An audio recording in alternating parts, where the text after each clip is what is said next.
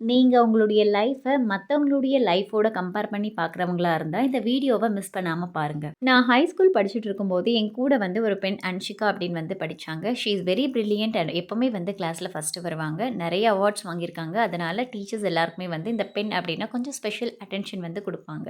அந்த டைம்ல நெறைய தடவ நான் யோசிச்சிருக்கேன். ஏன் அன்ஷிகாவோட லைஃப் வந்து கடவுள் நம்மளுக்கு குடுக்கல அப்படின்னு சொல்லிட்டு. 5 வருஷம் கழிச்சு ஒரு நாள் காலையில என்னோட காலேஜ் பஸ்ஸுக்காக நான் வெயிட் பண்ணிட்டு இருந்தேன். அந்த டைம்ல வந்து அன்ஷிகாவ ரோட்டோரமா ஒரு பாஸ்கெட் புடிச்சிட்டு போயிட்டுருந்தாங்க. அந்த டைம்ல அந்த லொக்காலிட்டில ஸ்டே பண்ணியிருக்க என்னோட மற்றொரு ஃப்ரெண்டுக்கு வந்து நான் கால் பண்ணி கேட்டேன். இந்த மாரி நான் அன்ஷிகாவ பார்த்தேன் அப்படின்னு சொல்லி.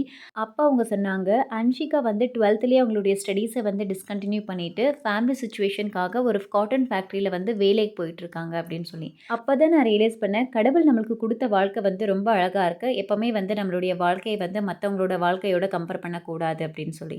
இதே மாரி more real time career stories and life லெசன்க்காக ப்ளீஸ் டூ சப்ஸ்கிரைப்.